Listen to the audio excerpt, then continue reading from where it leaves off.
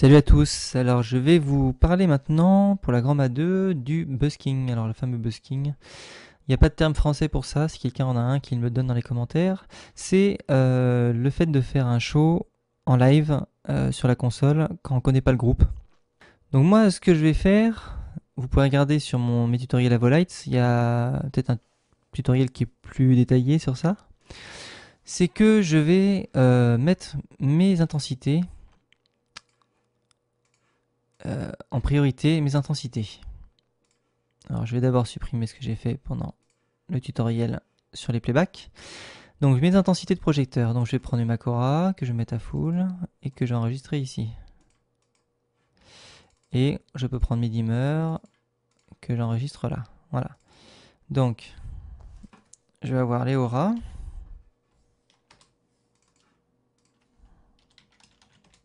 Et la face.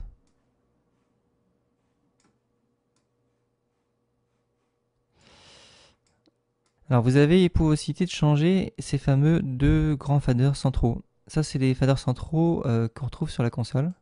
Si je clique dessus, je peux décider de ce que ça va être. Là, je vais me donner un programme time.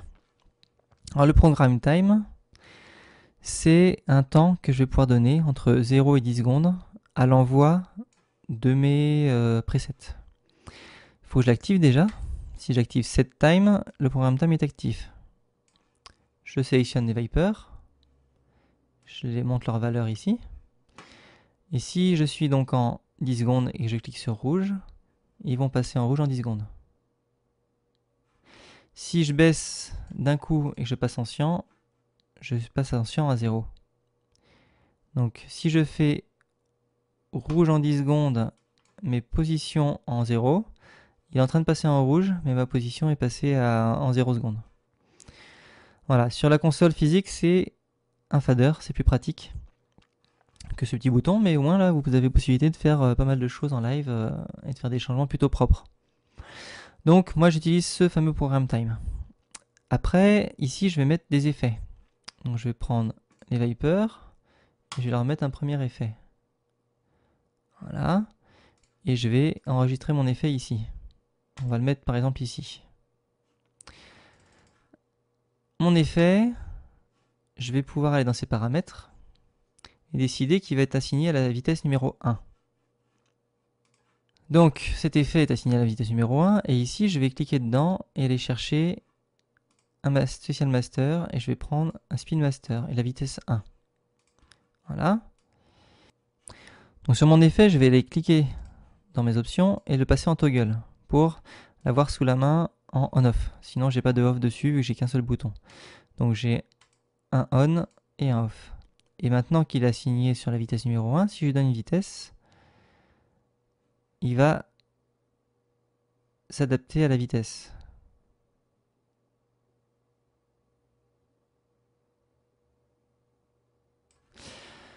Voilà, j'en fais toggle et ça l'éteint.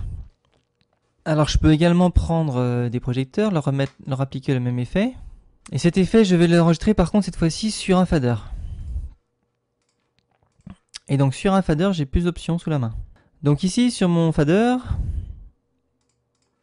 on va clearer l'effet. Voilà. Donc j'ai un go et un off. J'ai un auto start. Alors si je monte le fader, ça se lance tout seul. Et si je le baisse, ça s'arrête. Parce que ici, en option, j'ai auto start, auto stop.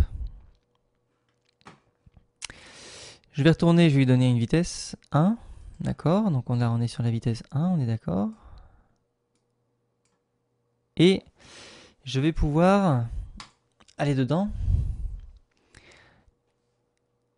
et décider que ce fader, on va aller dans les options, ici, que ce fader va être le theme fader. Un theme fader, ça va me permettre de définir la taille de mon effet, la size. Donc plus je le monte, plus mon effet est grand. Et quand je suis à 0, je suis en off aussi. Donc je peux l'avoir à la vitesse normale. Donc j'ai accès à sa taille et sa vitesse. Ça me permet de faire pas mal de choses selon les groupes que je vais accueillir. Donc voilà pour les effets. Pour les palettes, vous avez vu le crossfade. Vous pouvez très bien envoyer un effet en live. Vous voyez qu'il prend ces fameuses 5 secondes à monter. Il se comporte comme une palette. Je peux baisser et je peux faire clear. Et il va clearer en 2 secondes. Donc voilà comment j'organiserais moi ma console si j'avais besoin de faire ça. Alors là, vous n'avez pas une belle vue, hein. J'aurai dans ma vue forcément tous mes presets sous la main, mes groupes bien placés, faciles d'accès. Vous pouvez modifier l'endroit où vont se placer vos groupes pour décider de comment vous préférez les avoir sous la main. Ce qui est souvent pratique, c'est d'avoir toujours les mêmes vues. C'est-à-dire que comme ça, vous allez toujours vous y retrouver et puis vous savez où est quoi. Alors après, c'est vrai que quand vous avez un plan où il n'y a que des LED et puis un plan où il y a des asservis, vous n'avez pas besoin des mêmes fenêtres non plus. Alors vous pouvez vous créer 2 jeux de fenêtres, soit 2 jeux de fenêtres dans le même show, soit 2 jeux de vue dans 2 shows différents. Vous pouvez créer un show de base pour les asservis et un show de base pour les LED. Pensez toujours sur toutes les consoles à vous créer des shows de base. Parce qu'il y a plein de choses sur les consoles. Alors il y a des consoles qui sont plus ou moins avancées par rapport à ça, mais ça vous permet vraiment d'aller plus vite au démarrage de votre show et puis d'encoder plus vite, quoi.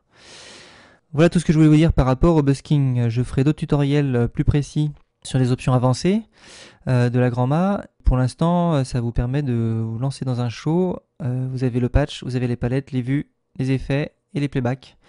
Et l'organisation de la console. Maintenant, à vous de revoir un petit peu tout et puis de décider comment vous voulez organiser votre console et comment vous voulez faire votre show.